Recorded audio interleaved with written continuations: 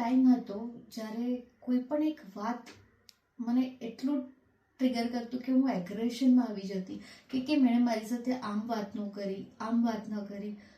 But now thing is કે okay, એમને આમ વાત કરી, નો પ્રોબ્લેમ, મારા માઇન્ડ પર એ અફેક્ટ નથી થતું. I am just still going, I am going happily. અને એ પ્રોસેસ પૂરી થયા પછી પણ, એ વર્ક પૂરું થયા પછી પણ પાછળથી પણ મને મનમાં એ નથી આવતું કે એને મારી સાથે આમ કેમ કર્યું. So that change I notice in me. In fact એક ટાઈમ હતો કે મારી લાઈફમાં હું કમ્પ્લેન્ટ્સ વધારે હતી કે બિકોઝ આઈ ઓલવેઝ એક્સપેક્ટ કે હું પણ એમની સાથે, મારું આ રિલેશન છે તો એને પણ મારી સાથે આ જ બિહેવ કરવું જોઈએ. But now after this process મને એ ફીલ નથી થતો. મારું મગજ એકદમ શાંત ફીલ થાય છે, કામ થાય છે. કોઈ બી વસ્તુને હું ઓવર રિએક્શનમાં નથી જતું. ઇનફેક્ટ માય ફ્રેન્ડ નોટિસ કે 1 કલાક હું તારી સાથે મેં સ્પેન્ડ કર્યો ટાઈમ. એક ટાઈમ હતો કે 1-2 તારી તો કમ્પ્લેન્ટ્સ આવી જ જાય, બટ ધીસ ટાઈમ જ્યારે મને મળ્યો તો એને મને કીધું, શું વાત છે, તું એકદમ શાંત લાગે છે, એકદમ શાંત, કોઈ કમ્પ્લેન્ટ નથી. ઇનફેક્ટ તારી સાથે વાત કરવાની પણ એક અલગ મજા આવી રહી છે. તો એને નહોતી ખબર કે હું કોઈ પ્રોસેસથી કોઈ જઈ રહી છું કે મારો કાઉન્સેલિંગ ચાલુ છે. સ્ટીલ એને મારામાં આ નોટિસ કર્યું. And I feel really grateful કે ચલો મારું આ પ્રોસેસ મારા પર રિયલી વર્ક થઈ રહ્યું છે અને I am really happy. Wonderful. And what about the anxiety that you were saying? અને એક ટાઈમ હતો, લાસ્ટ 18 યર્સથી એવું થાય છે કે જ્યારે મારા near dear one like my mom, dad, my husband, ક્યારે પણ એ લોકો બહારગામ જવાના હોય તો એ જવાના હોય એની પહેલેથી જ્યારથી મને ખબર હોય એ દિવસથી એ લોકો જઈને પાછા ન આવે ત્યાં સુધી ઓલવેઝ રોજ મને રાતના રડવું આવે, ફીલ થાય બધું બરાબર થશે ને, બરાબર થશે ને, એ લોકો સેફ હશે ને ત્યાં.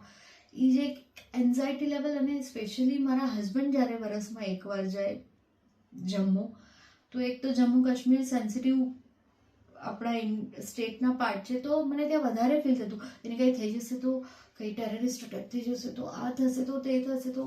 લિટરલી જ્યારથી એમનું જવાનું ફિક્સ થાય ત્યારથી રિટર્ન ના થાય ત્યાં સુધી મારી રોજની સ્લીપલેસ નાઇટ. અને જેટલો ટાઈમ જવાનો નજીક આવે એટલું મારું એન્ઝાયટી લેવલ હાઈ, રડ્યા કરું, ઝઘડો કર્યા કરું, બિકોઝ આઈ વોન્ટ કે ના જાય, એ કેન્સલ કરી નાખે. બટ ધીસ ટાઈમ મારું એ level I can say percentage wise 90% મારામાં એ ઓછું આવ્યું. મેં હેપીલી કીધું તમે ધ્યાન રાખજો, જ્યાં પહોંચો ખાલી મેસેજ કરજો, આરામથી સુવાનું, આરામથી પોતાનું મી ટાઈમ એન્જોય કર્યો. એ 4 દિવસ હું અલ્પા તરીકે જ હતી, ના કે હું એની વાઇફ તરીકે. એ જમ્મુ હતા અને મારું માઇન્ડ પણ જમ્મુ હતું. નો, હું અહીંયા જ હતી અને હું મારી ડોટર સાથે મસ્ત મારા 4 દિવસ એન્જોય કર્યા. એની સાથે ડિનર પર બહાર ગઈ, એની સાથે પ્લે, સ્ટડીઝ બધું જ કર્યું અને I am really relaxed. And what about this provocation which was like, the trigger with some close relative that એ જે problem હતો, like there was some incidents that you were sharing about being provoked and you did not get provoked this time with that person. I always provoke. કોઈ મને એક નાની વાત, એને ખબર છે કે હું કોઈ વાતથી તરત ગુસ્સામાં આવી જાઉં અને then I start my old things કે પહેલાં પણ તો તમે મારી સાથે આમ કર્યું અને જે વાતની ડિસ્કશન્સ હોય એ તો બધું સાઈડ પર મુકાઈ જાય એન્ડ પાસ્ટની વાત પર ફૂલ ઓન ઝઘડો થઈ જાય અને પ્રોવોક થઈ જાય. બટ ધીસ ટાઈમ સામેવાળો પ્રોવોક થઈને મને જૂની વાતો કરવા લાગ્યો ને આઈ વોઝ કે આપણે તો આ વાત કરીએ છીએ ને, let complete this talk, after that we will talk. તમારી જૂની વાત આપણે વાત કરીએ. So after this episode even I am so surprised કે રિયલી ધીસ ઇઝ મી. જે હું એક હર નાની વાત પર મને એ વાત આવતી કે આ મારી સાથે આ તો પહેલાં તો કર્યું જ છે, હર વખતે કેમ મારી સાથે આ કરે છે. તો ધીસ ટાઈમ લાઈક કોઈ અવાજ નહીં, કંઈ નહીં. ઇવન મારા હસબન્ડ બેડરૂમમાં હતા તો મને કે મને તો તારો કાંઈ અવાજ જ નહીં આવ્યો. લિટરલી તમે લોકો બહાર વાતો કરતા હતા. જ્યારે કે એટલી વાતોનો અવાજ ઊંચો હોય કે આઈ થિંક સો પૂરી બિલ્ડિંગ સાંભળી લેતી હશે. એટલી હદ સુધીના પ્રોવોક થઈ જાય કે ઝઘડા એ લેવલ સુધીના થતા હતા. But this time it's like બાજુના રૂમમાં પણ અવાજ નહીં આવ્યો. And what is the impact of this processes that inner child healing જે આપણે કરી રહ્યા છીએ? આપણે કેટલા સેશન્સ કર્યા છે? ઓલમોસ્ટ 5-6 5-6 થઈ ગયા હશે. I think 5 or 6. 5. અને do you C any changes in your connection with your daughter now? Okay. Connection wise still I'm processing, but જે મને અવેરનેસ આવવી જોઈએ કે એ ચાઇલ્ડ છે અને એ ચાઇલ્ડનું એનું પોતાનું થિંકિંગ પાવર એ ચાઇલ્ડ જેટલું જ છે. વિચ આઈ ઓલવેઝ એક્સપેક્ટ કે કેમ તે આમ કરી લીધું, યુ શુડ અન્ડરસ્ટેન્ડ. જરૂર તે આમ કર્યું હશે, બટ એના મનમાં એવું કાંઈ હતું જ નહીં. એ મને એક્સપ્લેન પણ કરતી હતી મારી ડોટર, ના ના મમ્મા એવું કાંઈ છે નહીં, બટ આઈ ફીલ ના તે પાક્કું તો તારા મનમાં આમ હતું ને એટલે જ તે મને હર્ટ કર્યું છે, એટલા માટે જ તું મારી સાથે આ કરે છે. સો એ મારામાં અવેરનેસ આવી કે નો, શી ઇઝ ચાઇલ્ડ. એને એ બધી વસ્તુ ના સમજ પડે છે, આપણને સમજ પડે કે ભાઈ આ મને કોર્નર કરે છે, કે આ મને ગુસ્સો અપાવે છે, કે આ મારી સાથે પોલિટિક્સ કરે છે. શી ડઝન્ટ નો. પણ મને એવું લાગતું હતું કે ના, બિકોઝ મારી સાથે મોટાઓએ પણ એવું કર્યું તો ઓફકોર્સ આ પણ એ જ કરી રહી છે. એમાં ઘણો ફરક પડ્યો. Steel I M working, but ધીરે ધીરે એટલીસ્ટ હું એ વસ્તુમાં અવેર થઈ કે નો, શી ઇઝ ચાઇલ્ડ. હું એને જેટલું સમજીશ એટલું જ મારી સાથે ક્લોઝ થશે. જ્યાં સુધી હું એ વસ્તુ નહીં સમજું, મારા ને એના વચ્ચે ક્લોઝનેસ આવવાની જ નથી.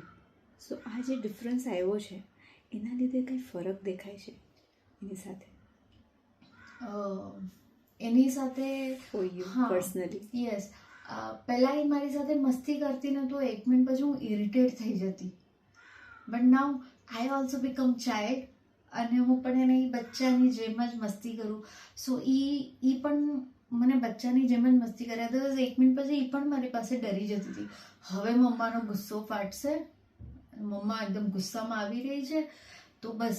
તો એ પણ એનું એટલું જ કરીને વહી જતી. નાઉ શી ઇઝ બીકમ મમ્મા આપણે આમ કરીએ.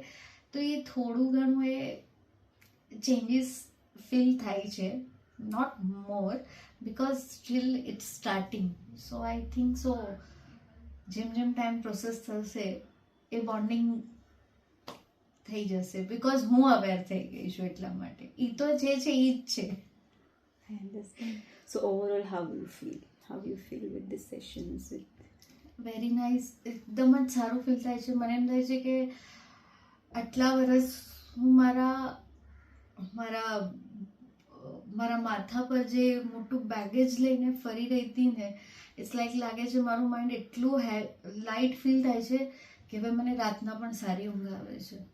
જે મને ઊંઘ આવવામાં બહુ તકલીફ પડતી હતી ઘણી વાર, પણ હવે મને યાદ નથી કે હું આમ સ્ટ્રેસમાં સૂવું છું. ભલે ઊંઘ આવતા વાર લાગે, એમાં કોઈ સ્ટ્રેસ નથી હોતો, કોઈ વિચાર નથી હોતા, અને સવારે બી ઉઠીને મસ્ત લાઇટ ફીલ જ થાય છે. જે નહીં તો મને એમ થતું જલ્દી કામ પતું ને પાછી સૂઈ જાઉં, કેમ કે હું ઓલવેઝ મને એમ નથી લાગતું હું ટાયર્ડ જ છું. મને એમ થતું મારી ઊંઘ નથી થતી, પણ એકચ્યુઅલી હું મેન્ટલી ટાયર્ડ હતી, જે મને ઘણું ફ્રી ફીલ થાય છે. So now all you need is a wing to start flying. Yes. Lovely, lovely. Thank you so much for sharing your experience. Thank you too.